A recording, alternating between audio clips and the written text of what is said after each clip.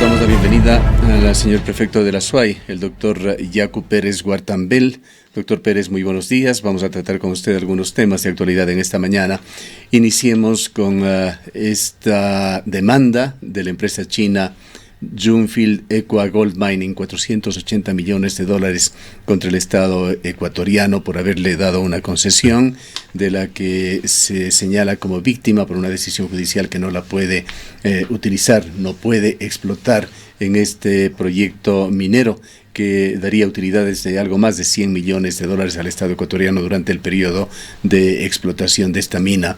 Lo curioso y paradójico es que el Estado ecuatoriano, claramente, de acuerdo con las políticas y declaraciones dadas por funcionarios públicos, apoya la posición de la minera.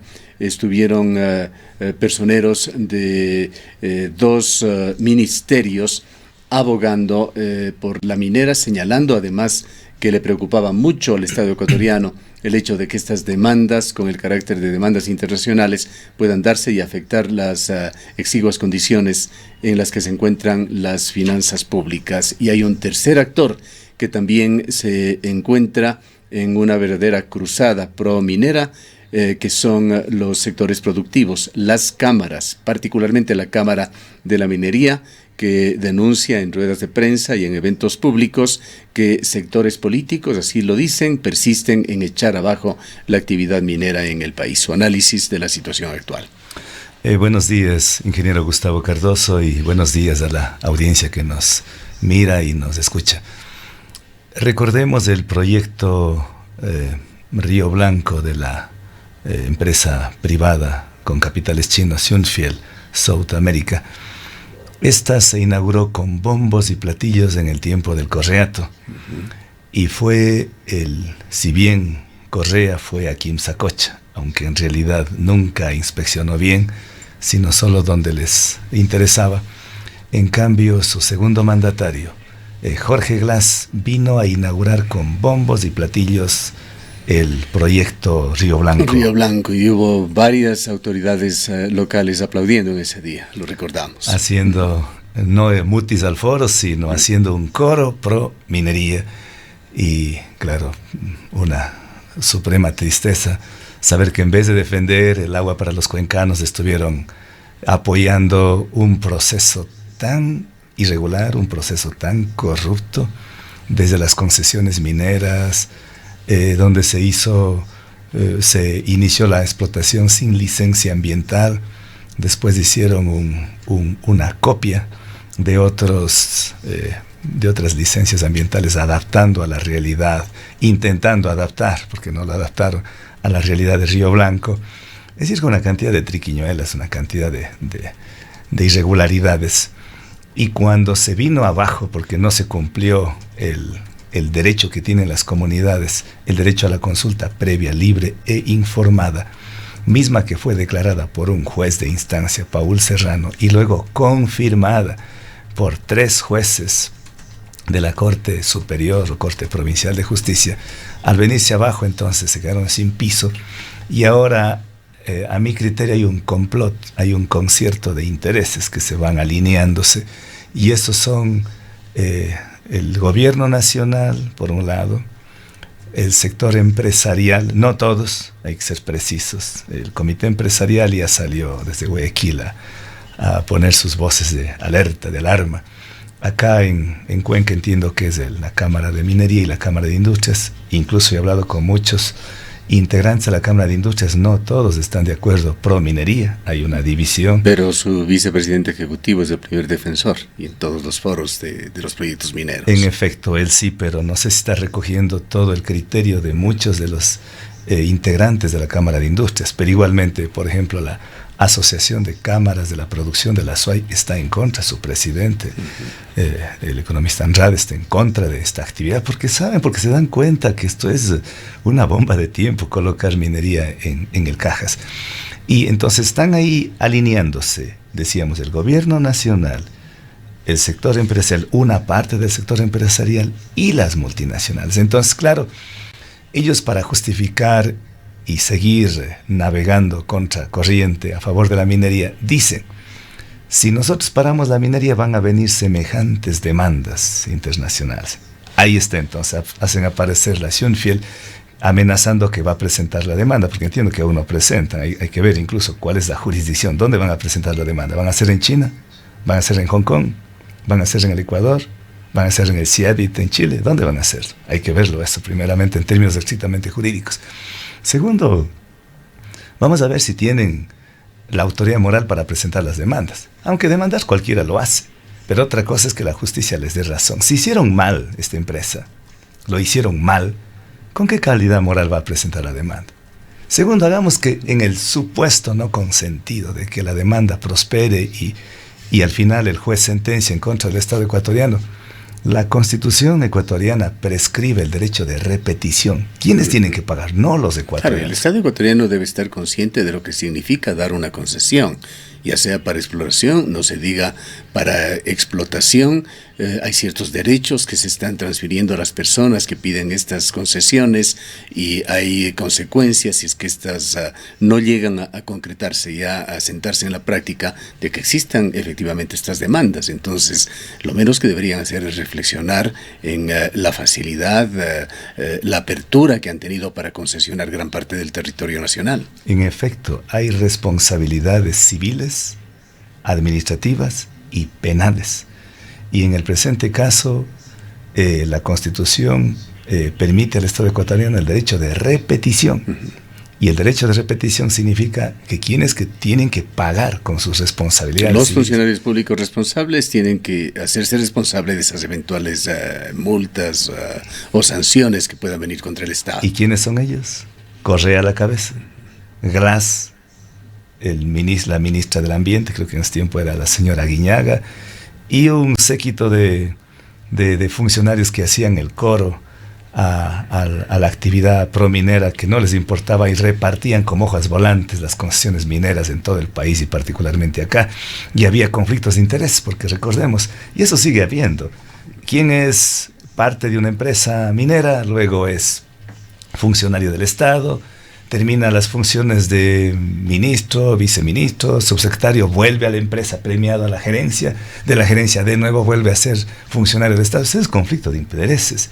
Y eso está penado, eso no es una responsabilidad civil administrativa nomás, eso es una responsabilidad penal.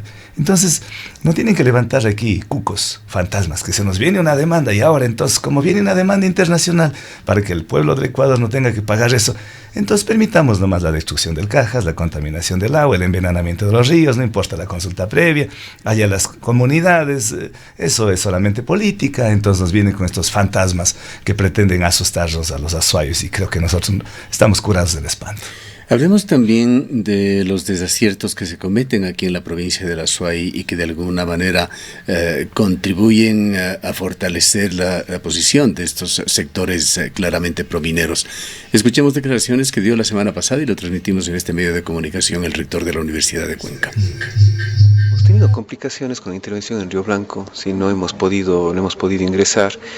Justamente, el día de ayer, la verdad, estuve en la ciudad de Quito por un tratamiento de algunos temas urgentes en el Consejo de Educación Superior, pero quedó pendiente una reunión con el señor gerente de etapa para informarles sobre la imposibilidad de ingresar a este sitio. Nosotros tenemos evidentemente resultados preliminares, pero tenemos dificultades para poder concluir los estudios justamente por las dificultades de acceso a esta zona. Entonces vamos a tratar de que esto se solucione en estos días. Caso contrario, lamentablemente no podemos concluir los estudios porque no nos han permitido ingresar. Son personas de la zona, no es cierto que no han permitido el ingreso, y también personas de la zona, quizá también personas de fuera de la zona que están asentadas allí, ¿no?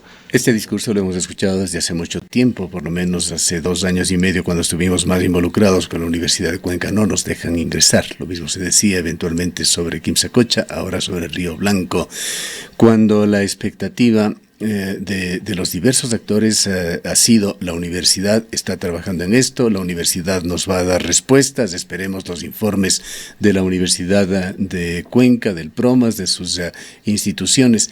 ¿Qué es lo que pasa, doctor Pérez? Como a más de 2 años de un encargo de tanta responsabilidad, en el cual está en juego también el futuro de esta provincia, el futuro del agua en esta provincia, puede ser tratado de esta manera?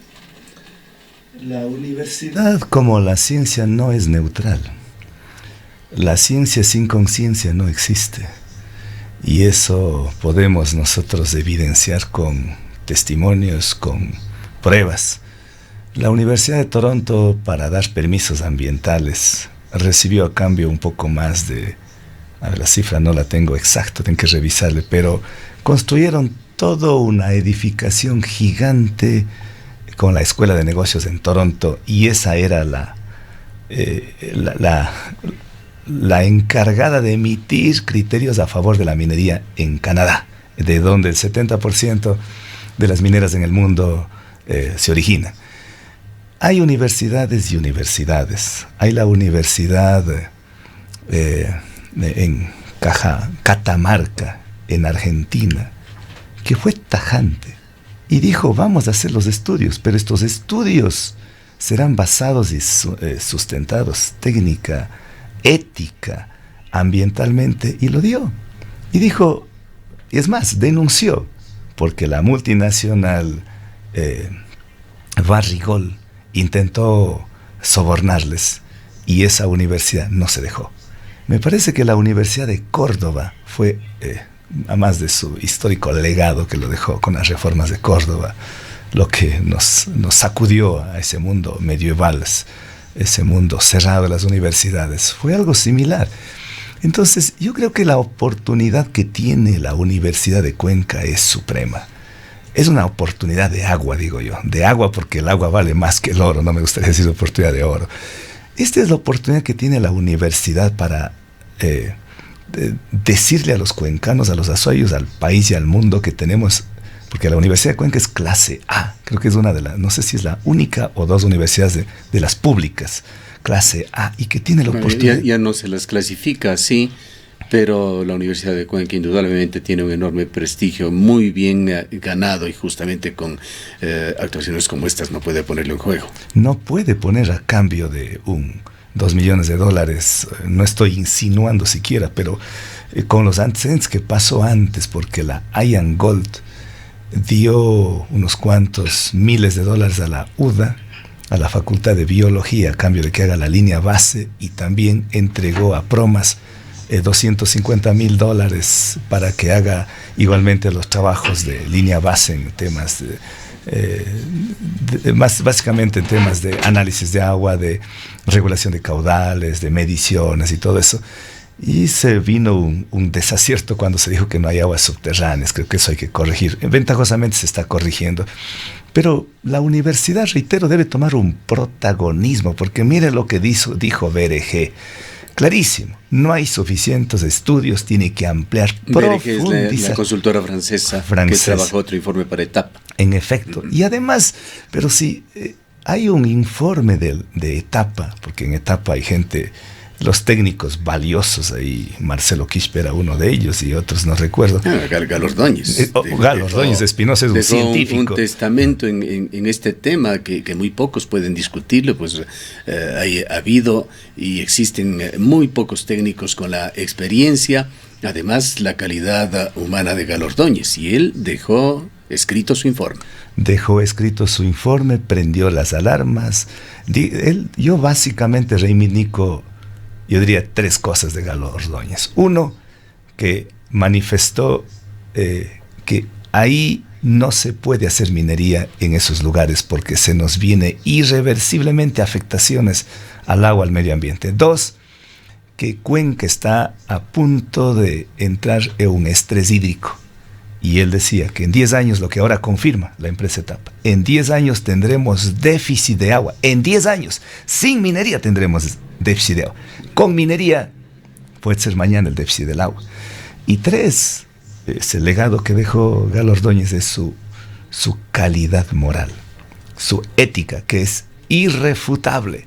Y esas personas no se puede soslayar, no se puede dejar atrás. Simplemente hay que tomar con humildad y con sencillez y valorar lo que dijeron aquellas personas que tanta experiencia tuvieron, con su experticia, lo dijeron, lo presentaron las alarmas, y estamos hablando de ellos, porque qué hablar de nuestros abuelos de allá en Quimsacocha, cuando ellos, sin tener un título de PhD ni de magíster, pero ellos sabían que la presencia de las aguas que afloran desde muy dentro, esas aguas subterráneas. ¿A qué aspira usted, doctor Pérez, con respecto a la consulta popular? ¿Qué es lo que espera que suceda cuando hay estos poderes fácticos que están trabajando para que la Corte Constitucional se pronuncie en contra de su nuevo pedido de la Corte? Y hay también estas deficiencias, no podemos calificarlas de mala fe, pero graves deficiencias que se dan en quienes tendrían que actuar sobre estos temas desde nuestra ciudad y nuestra provincia. Qué difícil es luchar contra un poder fáctico, un poder económico, un poder político, un poder nacional y un poder transnacional. Es extremadamente duro la lucha, pero al mismo tiempo es tan esperanzador, porque nosotros en 20 años de lucha de Quimsacocha y Río Blanco, increíblemente con el apoyo ahora ya de Cuenca y de la SUAY, hemos logrado parar estos dos proyectos. Y saber que los que están más conectados en la defensa del agua y la ecología son los jóvenes, a mí me despierta un entusiasmo único, que digo, no pasará la minería.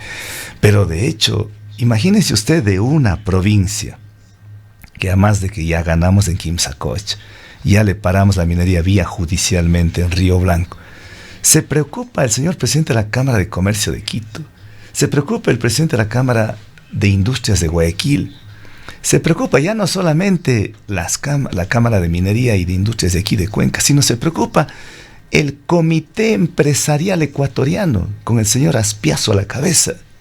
¿Qué tiene que ver Guayaquil con Cuenca? Pero claro, saben que si logramos parar acá con una consulta, esto va a tener un efecto cascada, y ya no va a ser solamente la consulta en Azuay, será la consulta en Bolívar, donde están más del 50% de su territorio concesionado. Será la consulta popular en Zamora Chinchip, donde más del 65% de su territorio está concesionado. Y será la consulta en Imbabura, y será la consulta en todo el país. Entonces ellos saben que si se cae acá, se va a caer. Más o menos con lo que pasó con Río Blanco, la falta de consulta previa. Fue el primer caso que se ganó acá en Cuenca, y eso llevó para que el pueblo de Sinangó, el pueblo Cofán, en la Amazonía también lo haga, y luego también lo haga en la Amazonía, ya no en el caso de minería, sino en el caso de hidrocarburos, porque va creando un precedente. Eso es lo que temen. Por eso yo les indico a ellos, porque en vez de frenar la consulta, ¿por qué no trabajan en argumentar por qué quieren minería hacer en fuentes de agua? Demuéstrennos, evidenciennos, testifiquen que en algún proyecto minero en el mundo no causa un efecto ambiental colosal, catastrófico, haciendo explotación como ellos dicen. Ya que están ellos haciendo explotación minera acá en Mirador y en Fruta del Norte, ¿por qué no nos invitan?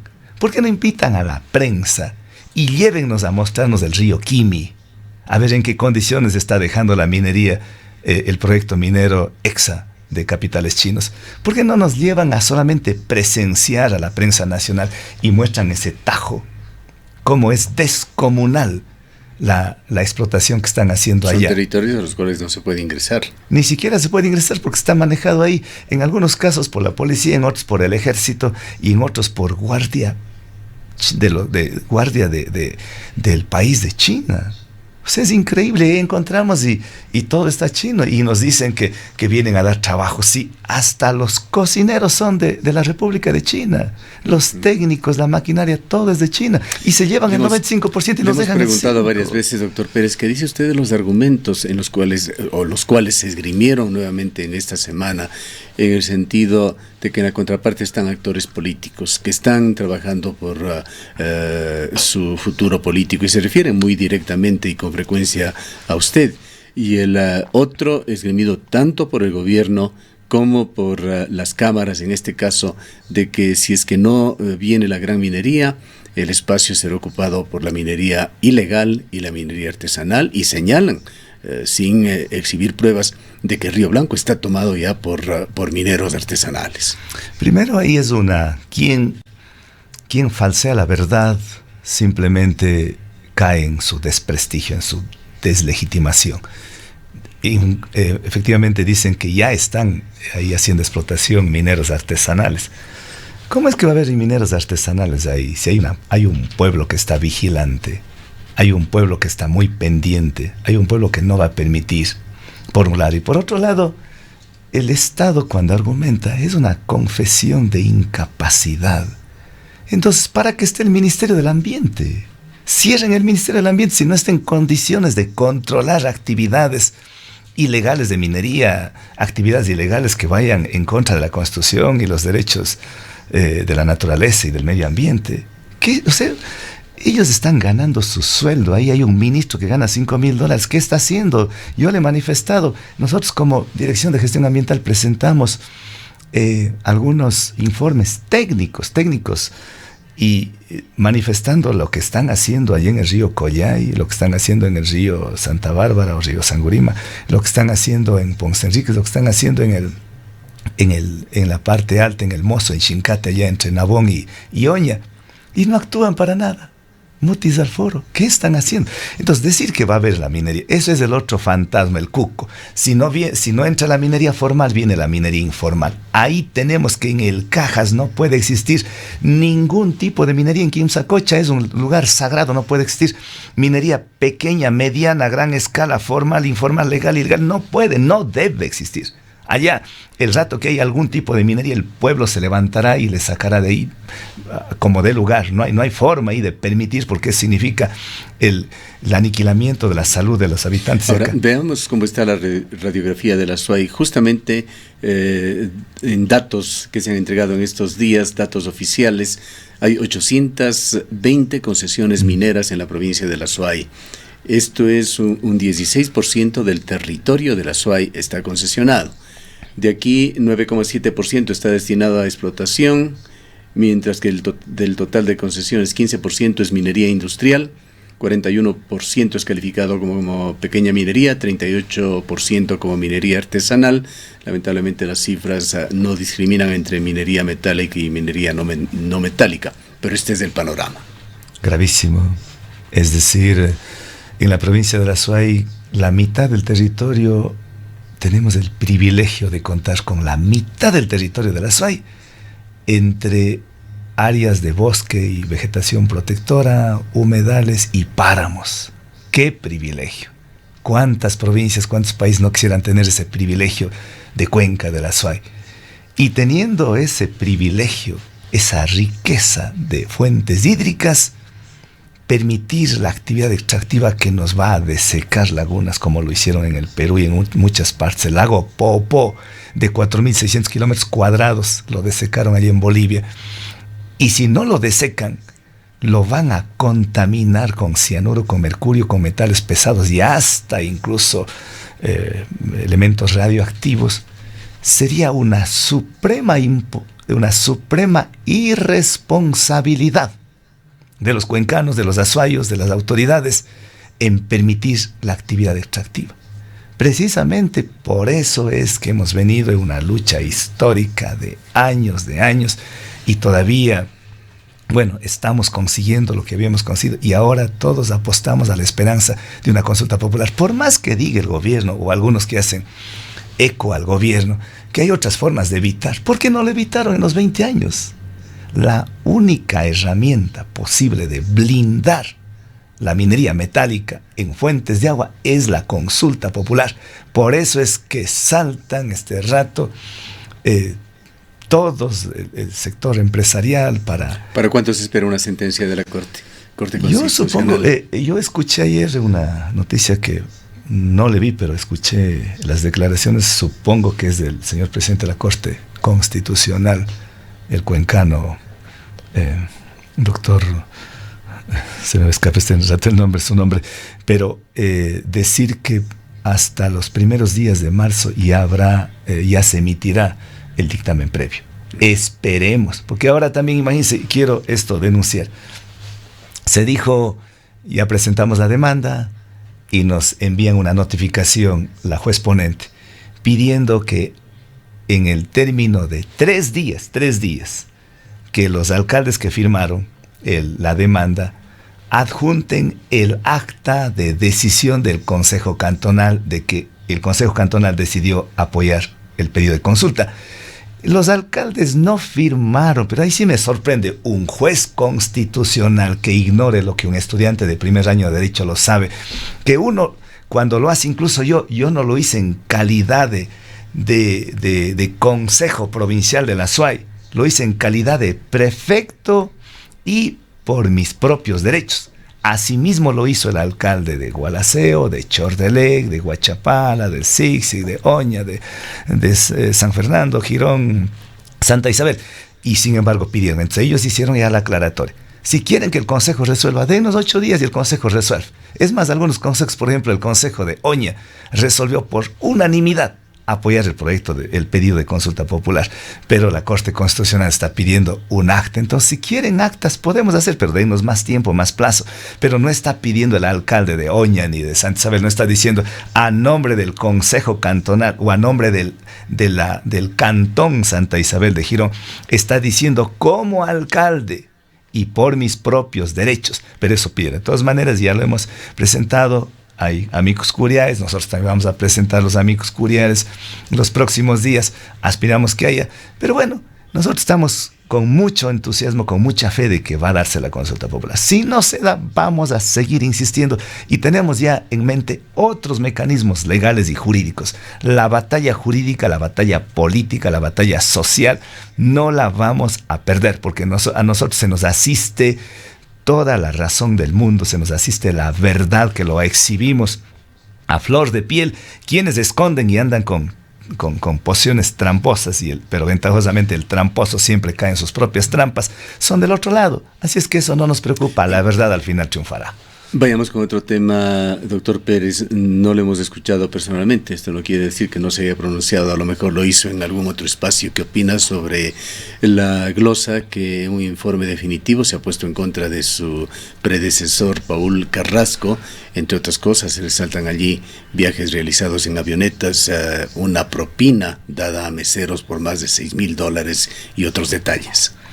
En efecto, a mí no me notificaron de aquello, era curioso, pero encontramos en la página web de la Contraloría y lo bajamos, y eso ya dispuse a que las direcciones correspondientes, financiero, administrativo, se corrijan, no vuelvan a repetirse aquellos. Bueno, no hemos hecho tampoco, porque no tiene sentido arrendar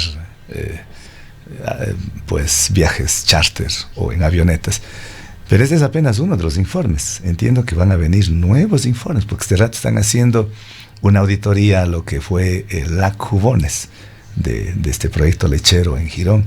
Están haciendo de lo que fue GPA Tours, un informe de auditoría. Están haciendo un informe, y esto es, no sé cómo vaya a salir los resultados de todos los contratos millonarios que fueron en difusión y comunicación. Eso también están haciendo. Y algunos, también yo había pedido que se haga una auditoría en asfaltar y en otros. Nuestro afán no es perseguir a nadie. Nosotros hemos sufrido la persecución y no queremos caer en lo mismo, pero sí tienen que haber cuentas claras. La Contraloría tiene que determinar las responsabilidades y más adelante vendrán las predeterminaciones y bueno, si ellos justifican, enhorabuena, y si no justifican ya tendrán que responder por sus actos. Pero como estuvimos en el tiempo del Correato, donde Correa se caracterizó por ser autoritario, corrupto y prepotente, entonces claro, era una orgía de corrupción y creo que a muchos se les contagió, ¿no? Si el presidente estaba haciendo semejantes travesuras, podrían decir otros, y por qué no los otros también. Su declaración, doctor Pérez, citada por Diario Expreso: una cosa es Jaime Vargas y otra es el movimiento indígena. Este año termina sus funciones y vendrá otro presidente. Es un representante, pero son las bases las que deciden. Esto en referencia a la autodenominación de ser un segundo mandatario, el dirigente indígena Jaime Vargas. Bueno, creo que se le fue a Jaime esa declaración. El que más debía haber estado furioso es el señor Rotesones Hosner, pensando que le va a quitar el poder el segundo mandatario. Yo creo que hay momentos en el que hay que reflexionar y se les fue, pero cuando se dice 2 y 3 veces ya ha existido el espacio para reflexionar. Sí, pues cada persona tiene que responder por sus actos. Por eso mismo yo creo que dejo que tiene que haber una claridad, una diferencia entre lo que es la dirigencia y lo que son las bases. La dirigencia, por más dirigencia, no puede endosar a lo que piensa las bases. Y en las bases hay gente muy lúcida, gente muy también inocente, gente que no tiene nada que ver pero algunos temas quizás fruto de lo que le hicieron a él. Ahí sí mi solidaridad de ser expulsado de Guatemala. Sí, y cuéntenos este detalle. Señala usted que en Brasil hicieron lo mismo hace muy pocas semanas. Algo parecido, más bien, a lo que le hicieron a Juan Cubi de no permitirle ingresar en Perú. Yo sí ingresé en Brasil. Mi viaje era un evento internacional por el agua y el cambio climático. Mi viaje era por Guayaquil, Santiago, Sao Paulo, Curitiba. Llegué a las 10 de la mañana y a las 2 tuve que retornar porque encontraron gente muy de altas esferas del Brasil, que hubo un pedido de parte del gobierno nacional, del gobierno ecuatoriano, del gobierno ecuatoriano al gobierno del Brasil, que se me detenga. Y yo no entendía, me reí, pues, solté una carcajada porque no tenía sentido. ¿Esto le dijeron en alguna oficina de migración? No, eso ya fue en el evento, en el cónclave en Curitiba. Y me indicaron que hay una orden que me van a detener. Entonces les pedí que un poco investiguen más porque no tiene sentido. Yo tengo procesos penales por esto que me acusan del delito de rebelión, dizque por haberme tomado la Asamblea Nacional, por los casos de Río Blanco, en fin. Pero ninguno de esos está... tengo sentencia ejecutoriada, por lo tanto mal puede pedir, porque también decían que ahí estaba presentada la denuncia a Interpol. Ventajosamente después averiguaron Interpol y no había la alerta roja que podría permitir una detención, pero al gobierno de Brasil sí hubo la excitativa desde acá, y yo estoy pidiendo que se me ayude con la información adicional. Pero no solamente pidieron a Brasil, sino pidieron a Brasil, Chile, Colombia y Perú, para que en el camino que tengo que pasar por migración busquen la forma de detenerlos. Pero sí, ¿cuál es la razón? Que estoy provocando pánico económico y que estaría provocando además terrorismo económico porque estoy oponiéndome a la explotación petrolera y minera. Tuve que inmediatamente regresar. Yo tenía previsto estar 2 días en Curitiba. El mismo día que llegué, tuve que el mismo día regresar, porque al siguiente día iban a ejecutar la orden. Es decir, usted le dio plena credibilidad a esto. Sí, por supuesto. Es que ellos, los organizadores, se preocuparon tanto que me iban a sacar en avioneta. Ventajosamente encontraron que todavía no se efectivizaba la orden, y es por eso que tuve que regresar, ya no con el mismo vuelo, por la misma ruta, sino por otra ruta y adelantar. Creo que esto es importante, doctor Pérez. ¿Qué le permite a usted afirmar esto? ¿Se puede decir que es una cortina de humo, un afán de exponer públicamente una situación inexistente, de hacerse publicidad? Yo qué sé.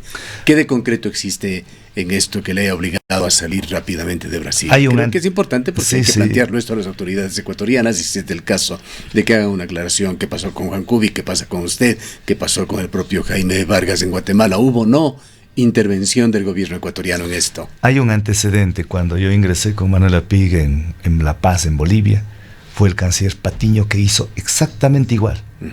Y nos retuvieron nuestros documentos y nos sacaron de Bolivia. Eso fue en el 2014.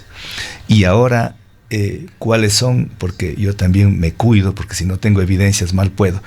Pero están sacando la documentación. Les he pedido que me ayuden a sacar la documentación. Documentarlo de Brasil. Sí, porque yo tuve una reunión con el canciller antes de ayer. Y le dije, ¿cuál es la razón? ¿Por qué hacen esto? Y obviamente niega. Es más, María Paula Romo se había enterado a través de algún portal Posta o algunos, inmediatamente me escribió un WhatsApp y me dijo, no es así, y me mandó una certificación de migración de que yo no tengo ninguna denuncia en Interpol. María Paula Romo es la ministra de Gobierno. De Gobierno, pero... Si ella dice no es así, habría que creerla. Pero no están mis 2 nombres. Ahí está Pérez Guartambel Yacu. Y la gente de Brasil que está investigando dice, pero Yacu Pérez ha habido más en otro lugar, no sé, quiero ver eso. Entonces debe estar ahí mis 2 nombres para retribuir. Pero además, en Interpol me indicaron, primero, mi Interpol no les iba a dar paso, jamás, porque además quien hace el pedido a Interpol es el presidente de la Corte Nacional de Justicia. Y cuando hay sentencia ejecutoriada, yo no la tengo. Este caso de Interpol está descartado. Pero sí del gobierno a gobierno pueden hacer como lo hizo Correa. Bien. Volviendo a Jaime Vargas, doctor Pérez, ¿está usted en una competencia con él para llegar a ser candidato a la presidencia de la República? Le preguntó esto ayer. Ángel Cartucho en esta misma emisora le señalaba a usted, conjuntamente con Jaime Vargas, con Leonidas Issa, como precandidatos del movimiento indígena. No vamos a competir entre compañeros, hay que buscar un consenso a nivel de Pachacuti. Y si no hay un consenso, habrá que ir a las primarias, pero no tiene sentido. Yo creo que Jaime Vargas ha cumplido su papel, está al frente de la CONAIE hasta septiembre. Leonidas dice en el movimiento indígena de Cotopaxi, Salvador Quispe, que es otra figura dentro del movimiento indígena, la mismísima Lourdes Estivan, que también ha mostrado algún interés. Esto se resolverá, todavía tenemos tiempo. Entiendo que si no hay consenso, las primarias será allá por el mes de agosto, septiembre, o sea, hay tiempo todavía. Creo que no es el momento de distraernos en esto. Al menos en mi caso, yo estoy preocupado por el tema de la reactivación de la vialidad de la obra pública en este año. Hemos así anunciado y estoy concentrado en el 100% en lo que es la prefectura. Y solamente si las circunstancias más adelante algo se da, las bases insisten, apoyan, que tenemos un apoyo interesante, lindo. Quiero agradecer no solamente en el Azuay, sino a nivel de Cañar, de Morona Santiago, de Zamora de Loja, de muchas partes a donde voy. Me piden, mañana estaré por invitación de la Universidad Técnica de Machala y a dar una conferencia, estaré allá. A lo mejor ahí se acerquen algunas personas, vamos a ver, pero es todavía muy prematuro, ligero hablar de ya una candidatura y peor una competencia. Creo que al nivel del movimiento indígena siempre hay vertientes, hay diferencias, hay distensiones incluso, pero lo que nos une a todos, el horizonte común, es luchar contra la corrupción, que se pague esa deuda histórica con los campesinos, con los agricultores, con los ganaderos, con la gente que históricamente ha sido marginada. Y hacerlo más que soñar en la presencia, sueño con un Ecuador libre de minería, con un Ecuador ecológico, con un Ecuador con una potencia turística, con un Ecuador en donde se vaya para siempre, o si no se va a ir todo este fantasma de la corrupción, pero poder no solamente poner de moda la honradez, sino que sea una regla general, sea un hábito la honradez y que no sea regla general la corrupción. Ojalá algún rato eso podamos dejar como el mejor legado a nuestros hijos. Una pregunta final con dos componentes. Doctor Pérez, el día de ayer se dio una mesa de convergencia, así lo llamó la Fundación Esquel, una fundación eminentemente ciudadana que busca justamente la participación ciudadana de los civiles ecuatorianos en temas de carácter público, y ha iniciado con esta mesa una serie de sesiones en las cuales se tratarán temas relacionados con el Azuay. Una segunda mesa habrá justamente sobre agua y minería. Extrañó el día de ayer no ver allí a ningún dirigente, menos a representantes públicos. Tampoco estuvieron sectores indígenas representados. Se dijo en la mesa que se había hecho una invitación a través de medios públicos, invitaciones concretas a varios actores. Explíquenos esta ausencia del gobierno provincial allí y si efectivamente usted recibió alguna invitación, alguna insinuación. Y la otra parte, una crítica muy fuerte que se le ha hecho a usted por lo que se le considera una de las ofertas más clientelares que usted ha hecho, esto de ofrecer 1 kilómetro de asfalto a cada parroquia, que aparentemente responde simplemente a una actitud de quedar bien con cada una de las parroquias, pero no de asumir de una manera contextuada el problema vial de la provincia de la Azuay, que tiene muchas otras necesidades. Sobre la primera, no tengo ninguna invitación de la Fundación Esquel. Yo les he dicho, no necesitan estar con tanta formalidad haciéndome la invitación. Una llamada al teléfono, un WhatsApp es suficiente y yo podré asistir. Desconozco, no sé realmente cuál sea el papel. Si nos invitan, lo iremos. Hemos estado en todos los foros que nos han invitado, ya sea como organizaciones sociales, ya sea como prefectura o a título personal. Sobre el tema de la vialidad, nosotros hemos tenido una reunión con los GAT parroquiales los 61 gas parroquiales. Y a mí me da una tristeza gigante ver a parroquias históricamente olvidadas, que no han tenido 1 centímetro, 1 metro de doble tratamiento superficial bituminoso o 1 metro de asfalto. Y parroquias históricas, Cañaribamba, Shaggy en Santa Isabel. De las 3 parroquias de Santa Isabel, 2 no tienen nada de pavimento, asfalto, doble tratamiento. Vamos a Navón, El Progreso, Las Nieves, Cochapata. No sé cuál otra parroquia me falta de Navón, mi mala memoria, pero igualmente, nada de doble tratamiento superficial bituminoso ni asfalto. Sigamos hacia el Zig-Zig. Jima tiene 2 kilómetros. Ludo no tiene 1 kilómetro de asfalto doble tratamiento. San José de Raranga no tiene nada. Sigamos hacia el Zig-Zig, podemos llegar a Huel. No tiene 1 kilómetro. Eso es la tristeza. Pero no es ese, o es ese más bien el análisis que se tiene que hacer, doctor Pérez, el hecho de que cada uno tenga una muestrita de asfalto. Antes que dar soluciones, no queremos poner ninguna vía, pero hay tantas en la provincia de la Azuay que se encuentran en pésimo estado. Arreglar en forma integral 1, 2, 3 vías que tengan un flujo importante vehicular antes que dar estas muestras de asfalto a cada una de las parroquias. Vamos a continuar en los antecedentes. Para tener una solución integral a la vialidad en la Azuay, ¿sabe cuánto se requiere? Así es. Solo $800 millones. 800 millones de dólares. Además, estamos en tiempos de vacas flacas. O sea, en el tiempo de Correa podía darse. Por eso mismo, concentrar los pocos recursos que se tienen en obras que estén muy bien estudiadas, muy bien consideradas, poner, digamos, en un orden de prioridad e invertir en estas prioridades. Hacia allá vamos, ingeniero Gustavo Cardoso, y gracias porque usted siempre lo hace con mucha con mucha precisión en las preguntas.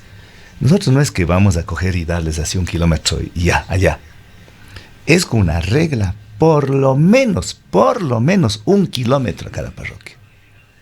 Pero nuestra idea es, yo no quiero adelantar, pero ahora por la pregunta voy a tener que adelantar. Mi sueño es, al terminar los 4 años, y ojalá en este año, ojalá que se entienda bien y literalmente, haré todo lo posible para que sea una de las vías, que es un sueño, para que une a 2 cantones y que une a la parroquia Cumbe, Quingeo, San José de Raranga, Jima, y que eso permitirá incluso unir y conectarse con Amazonía. Ahí son alrededor de unos 25 kilómetros. Vamos a hacer todo lo posible para... Ahí no vamos a dar 1 kilómetro a cada parroquia. Ahí vamos a dar, no quiero este rato adelantarme, pero por lo menos de esas, ojalá la idea es conectar todas estas parroquias. Igualmente, en Ludo, donde la población es extremadamente, no diría pobre, empobrecida por los malos gobiernos, que no tiene 1 centímetro de doble tratamiento, vamos a construir no 1 kilómetro, vamos a construir, la memoria me es infiel, me parece que 5 o 6 kilómetros. Pero nos da a entender usted que estos proyectos están en un estado avanzado. Esto vamos a hacer este año, no el otro año, este año. Igualmente el Agüel, Zig-Zig, la Chofsi, Zig-Zig-Chofsi, que son 6.5 kilómetros, así como lo estamos haciendo en San Juan. San Juan solo falta ya inaugurar la vía, la Gualaceo Uxar San Juan, que son ahí 15 kilómetros. O sea, no estamos haciendo 1 kilómetro nomás, sino que en algunas parroquias, cuando ya no mismo sea posible, este año será 1 kilómetro, el próximo año será otro y así será otro. Yo quisiera que esto podamos conversar al fin del año. Al fin del año ya todas las personas que están viendo Cucos, y obviamente tienen todo el derecho de criticar, y además eso nos ayuda. La crítica, cuando es constructiva, yo lo agradezco, porque nos ayuda a ver más allá de nuestra miopía, de nuestras narices, nos permite ampliarnos más y nos levanta efervescencia para decir, sí, vamos a poder. Todo lo que cumplimos, todo lo que ofrecimos estamos cumpliendo, absolutamente todo. Bajarnos del sueldo a la mitad, consulta popular, ordenanzas en temas ambientales, canasta popular, traslado en bicicleta, proyectos ecológicos. Es porque esto no tiene que ser, la política no puede ser demagogia. Tenemos que conjugar la poliética, yo digo la ética con la política. Si estamos, igualmente no vamos a construir 1 kilómetro nomás, por ejemplo la Chictiguarainaj, que ahí engloba varias parroquias. Y yo aquí tengo que resaltar, porque estarán escuchando algunos alcaldes y gobiernos parroquiales, quiero destacar la minga, que algunos nos critican por hacer mingas los fines de semana, que no la vamos a dejar de hacer y seguiremos sembrando, porque ayer fue el lanzamiento del 1 millón de plantas por año. 4 millones de plantas vamos a sembrar en este año. Pero además de eso, la minga, que consiste en los aportes para hacer la vía esta que estamos hablando, la Ludo-Serra, de 6 kilómetros, tengo que reconocer públicamente al alcalde del CICE que pone su parte, al gobierno parroquial de Ludo que pone su parte y el gobierno provincial que pone nuestra parte. Y así vamos a hacer con todas las parroquias y con todos los GATS parroquiales de Santa Isabel, de Girón, de Chordelec. Estamos este rato en plena ejecución la vía Chordelec principal. Ahí igualmente estamos haciendo un bacheo asfáltico total y vamos construyendo 1 kilómetro en Delexol, 1 kilómetro en principal, pero al final de nuestro periodo ya se unen totalmente. La idea es que se unan totalmente. Y además, yo creo que hay que reconocerles a las comunidades en algunas partes, ellos, porque me han dicho algunos, solo está preocupado de la vialidad. ¿Y por qué no el riego? Yo he hecho unos presupuestos participativos en donde la comunidad define. Y quiero valorar, por ejemplo, el pueblo de Jima. Dice, cada usuario, cada transportista, cada comunero dice, yo también voy a poner, aunque sea $20 para la construcción de esta vía. Lo están poniendo. Y en Cañaribamba, de la misma manera, la población está poniendo, porque ellos priorizaron. Entonces, no es que solamente se les va... Ojo, esto que se quede grabado en la retina y aquí en las computadoras de Ondas Azuayes. En este año no vamos a construir las 61 kilómetros, que sería equivalente a 61 parroquias.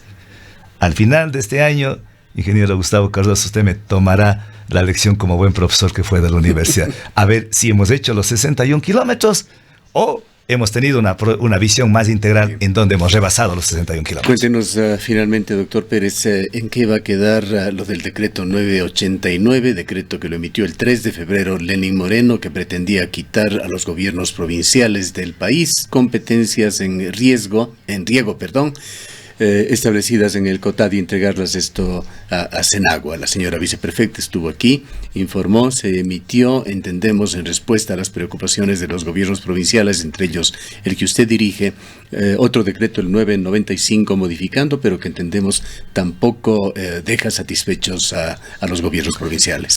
Para una explicación un poco didáctica, nosotros tenemos las competencias en materia de riego de acuerdo a lo que dispone el artículo 293 de la Constitución. Total, riego, completamente riego. No dice riego parcelario, riego solamente otro tipo de riego. No. Todo lo que es riego, gobiernos provinciales. El señor presidente de la República expide el decreto 989 en la que nos quita las competencias de riego y riego en general da a la Senagua, y riego parcelario o riego presurizado entrega al Ministerio de Agricultura y Ganadería. Se reúne el CONGOPE y hay un exhorto al gobierno nacional a pedir que se derogue el decreto, no que se reforme. El gobierno nacional no deroga, reforma con el 995, otro decreto. ¿Y qué hace ese decreto? Dice, está bien, les devolvemos las competencias que nos cogimos para entregar a la Senagua. Eso vuelva para los consejos provinciales. Pero el riego parcelario, el riego presurizado, eso queda para el MAC. Eso es, en términos didácticos, lo que hace el 995. Dicho de otra manera, no es una derogatoria, es una reforma. Nos devuelven parcialmente las competencias y se hacen quedar unas cuantas competencias. Y algo grave. ¿Cuáles son, traduciendo esto para el gran público y para entenderle nosotros también, cuáles son las amenazas que vienen con este decreto? Las amenazas es que, primero, las deudas que tenían con los gobiernos provinciales ya no pagarían. En este año $4 millones ya no pagaría por competencias que nosotros tenemos derecho, porque no es partidas extrapresupuestarias, sino por derecho, y eso está comprometido ya para hacer grandes canales de riego, por ejemplo, Hornillos en Nabón, ahí cuesta $1 millón. Otro proyecto grande acá en Naranjay Alto con baños, $800,000. Otro proyecto que tenemos, bueno, son en el SICSI, Ludo, son 4 proyectos. 4 millones van para esos 4 grandes proyectos, sin contar con otros proyectos pequeñitos que tenemos. Si nos quitan esas competencias, ¿para qué vamos a pedir el gobierno provincial? ¿Quién haría eso? Lo haría el gobierno nacional. Pero probablemente, como dice que no tiene plata, ya no lo haría. Eso es el sentido. 1. Y 2, son las deudas que nos tienen que pagar. De aquí en adelante se olvidaría del riego el gobierno nacional porque no tiene plata. Y tercero, si algo tiene, como el señor Otto Sonnenhorst en campaña electoral, irá con tubitos para entregar a la gente. Yo tengo esa lectura. Gracias por su presencia, doctor Pérez. Han escuchado al Siempre prefecto provincial de la SUAY, el doctor Yacu Pérez.